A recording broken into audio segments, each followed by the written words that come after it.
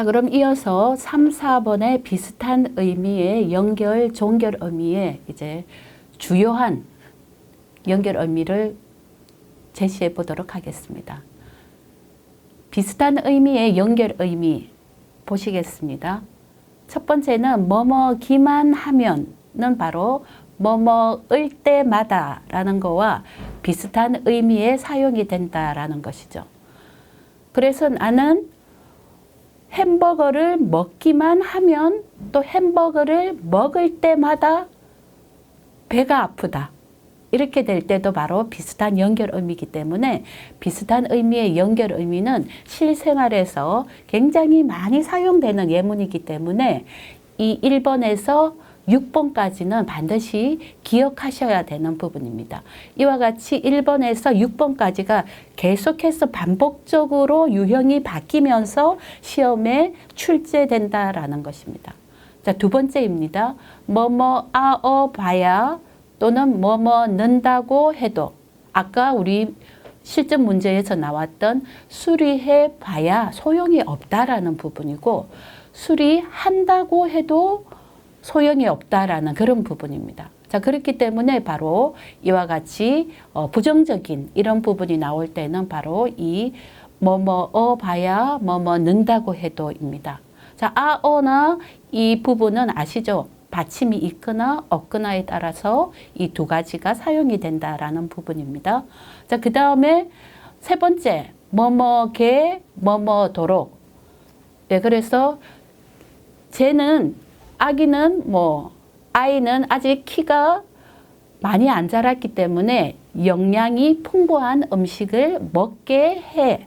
또는 영양이 풍부한 음식을 먹도록 해 라는 이 부분이기 때문에 뭐뭐게 뭐뭐도록 이게 비슷한 연결 의미다라는 겁니다.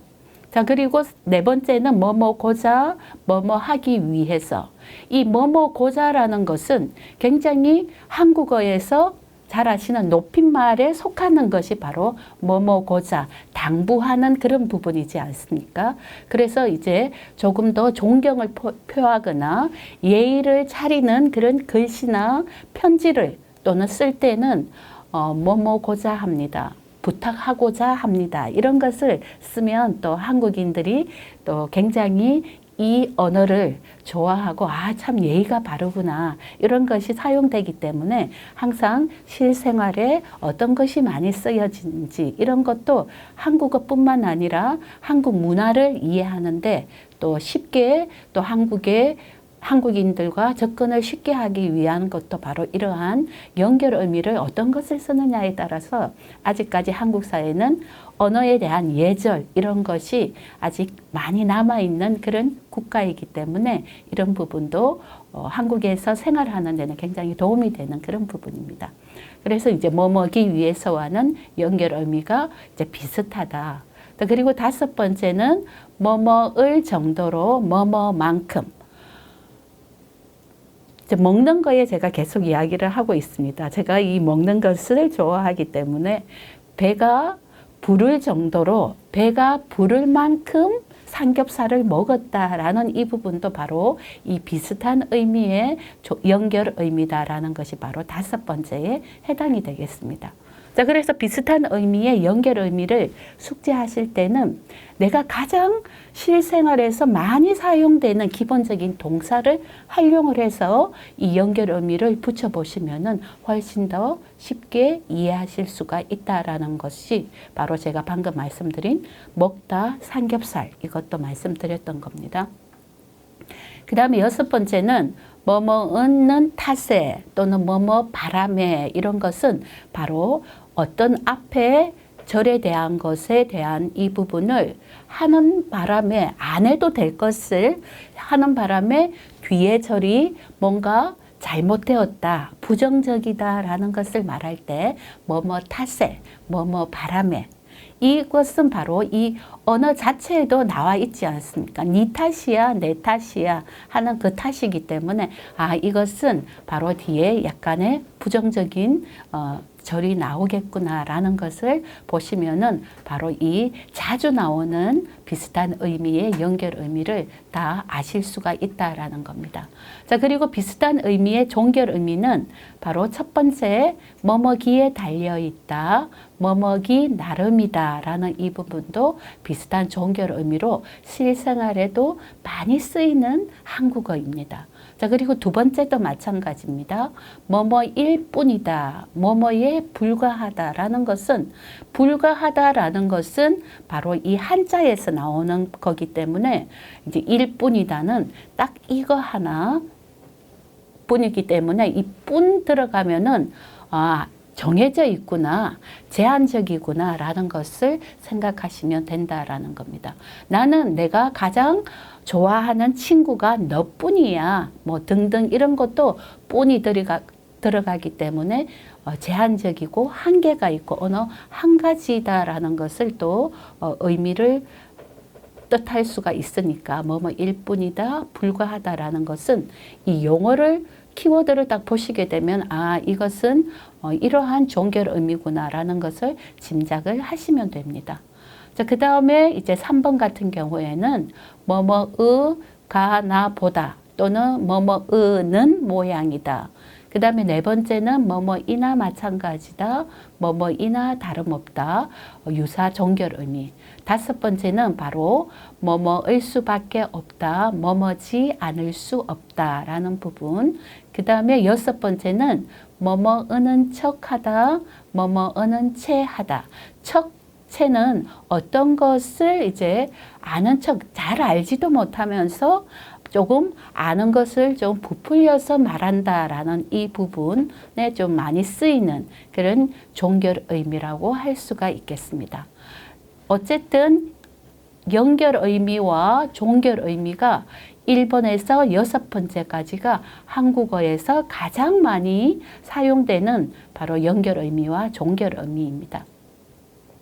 자, 이 부분도 숙지하시기 바랍니다. 숙지하실 때는 이것만 연결 의미와 종결 의미만 숙지를 하시게 되면 힘드니까 내가 가장 실생활에서 많이 사용하는 동사를 넣어서 한번 활용해서 그것을 나의 것으로 만들게 되면 어떤 문제 유형이 나오더라도 다 맞출 수가 있다라는 부분입니다.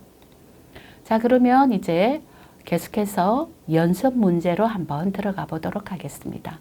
자, 그럼 앞에 연결 의미와 종결 의미를 한 번 더 생각하면서 연습 문제 1번 보겠습니다. 1번입니다. 식사를 할 시간이 없을 정도로 일이 많다라는 부분과 유사한 연결 의미는 과연 어떤 것이 있겠습니까? 이 정도라는 거, 이 부분입니다. 자, 한계가 있다라는 그런 부분이죠. 자, 그러면 1번 보기 보겠습니다. 자, 1번은 없을 만큼이라는 만큼이 나왔습니다. 자, 그리고 두 번째는 없다면 뭐뭐다면, 3번 뭐뭐일까봐가 나왔습니다.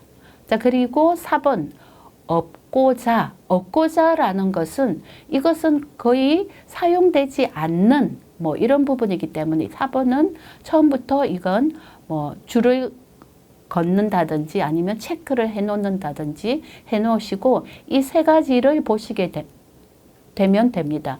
1번 같은 경우에는 정말 쉬울 것이 바로 이 정도가 나왔기 때문에 정도라는 것은 만큼 이런 부분과 유사하기 때문에 바로 이 1번 없을 만큼이 바로 정답이라는 것을 바로 알 수가 있습니다. 자, 그래서 이 연습 문제 1번에서 바로 시간을 많이 낭비하지 마시라는 것입니다. 그래서 쉬운 것은 더 이상 한 번 더 대조를 해보거나 그렇지 않고 바로바로 넘어가서 시간을 아끼는 것도 50문제를 풀기까지 뒤에 가면 갈수록 이 문제의 난이도가 굉장히 복잡해지고 지문도 나오게 되고 이렇기 때문에 앞에서 너무 시간을 끌면 안 되고 예를 들어서 3번과 4번에 조금 헷갈린다 싶은 것은 제가 말씀드린 만큼 두 가지가 헷갈리면 별표를 해놓든지 너무 헷갈린다 이러면 별표 2개 해서 다음에 시간이 남을 때 이것을 좀 더 보고 시간이 없다면 그 별표 2개 중에 체크해 놓은 보기 문제 중에 하나를 선택하셔서 바로 정답 마킹을 하시는 것도 굉장히 시험 스킬에 도움이 된다라는 부분이기 때문에 이런 1문항에서 4번 문제까지는 시간을 빨리빨리 넘어가셔야 된다라는 부분입니다. 그렇기 때문에 제가 제시한 연결 의미나 많이 쓰이는 종결 의미를 쉬운 실생활에 내가 가장 많이 사용하는 용어에 대비를 해서 자꾸 연습하셔야 된다라는 부분이 바로 이러한 읽기의 초반부의 문제를 빨리 풀기 위해서는 제시된 그 예문을 보셔야 된다라는 겁니다. 자, 그러면 2번 바로 보겠습니다. 아침에 늦게 일어난 탓에 약속에 늦었다. 보겠습니다. 일어난 탓. 아까 제시한 연결 의미에서 다 보았습니다. 자, 그러면 1번 일어나기 위해서. 자, 이것은 뭔가 간곡한 바람 이런 것을 나타내기 때문에 이것은 아니다라는 것이고 또 그 다음 두 번째 아침에 늦게 일어날 만큼 일어난 탓에 약속에 늦었다라는 것이죠. 늦게 일어났고 약속에 늦었다라는 것은 어떤 원망이나 탓을 한다라는 것이기 때문에 이거와 유사한 것은 바로 뭐뭐 바람에라는 것이다라는 것이죠. 자, 그래서 이건 두 번 볼 것도 없이 바로 정답은 4번이 해당이 되겠습니다. 자, 그래서 2번의 정답은 바로 4번이 되겠습니다. 자, 그 다음 보겠습니다. 3번. 시험을 잘 치고 못 치고는 공부하기에 달려 있다라는 부분입니다. 자, 그래서 시험을 잘 치고 못 치고 간에 잘 친다라는 것은 긍정적인 거, 못 친다라는 것은 부정적이지만 못 친다라는 것은 공부를 적게 했다라는 것에 해당이 될 수도 있고 또 잘 쳤다라는 것은 그만큼 노력을 시간을 많이 투자해서 공부를 했다라는 것을 알 수 있습니다. 자, 그러면 이제 보기를 보도록 하겠습니다. 공부하기 따름이다. 자, 그 다음에 공부할 모양이다. 공부하기 나름이다. 4번 공부하기 십상이다 라는 것입니다. 자, 그래서 뭐뭐 달려있다라는 것은 어떤 의미가 유사한 것인지 보겠습니다. 시험을 잘 치고 못 치고는 공부하기에 따름이다. 또 시험을 잘 치고 못 치고는 공부할 모양이다. 이것은 어떤 곧 다가올 미래를 이제 말하는 것이기 때문에 2번은 아니다라는 것입니다. 자, 그 다음에 3번 공부하기 나름이다라는 것은 나름이다라는 것은 바로 어떤 노력을 개인이 하든 하지 않든 그 결과가 부정적이든 긍정적이든 이어진다라는 것이 바로 이 나름이다라는 것이죠. 자, 그렇다면은 바로 이 예문의 시험을 잘 치고 못 치고의 이 부분에서는 바로 3번 공부하기 나름이다라는 것이 바로 공부하기에 달려 있다라는 이 나름의 뜻을 가지고 있기 때문에 3번의 정답은 공부하기 나름이다라는 것입니다. 자, 그래서 달려 있다와 유사한 용어는 바로 나름이다라는 것입니다. 밤에 친구들을 만나러 가든 가지 않든 아버지의 결정에 달려 있다. 또 아버지가 결정하기 나름이다라는 것은 바로 이 아버지가 어떤 생각을 가지고 아이를 밤에 밖으로 내 친구를 만나러 가게 해줄 것인지 이런 것이 바로 정해져 있다라는 것이기 때문에 바로 이 나름이다, 달려있다는 같은 유사 의미다라는 것을 머릿속에 항상 외우시고 이게 어렵다면 가장 내가 많이 사용하는 실생활의 용어 이런 부분을 활용을 해서 해보시면 된다라는 것입니다. 자, 그러면 이제 5번에서 8번의 유형을 한번 살펴보도록 하겠습니다. 유형 3입니다. 실용문을 읽고 중심 소재 파악하기입니다.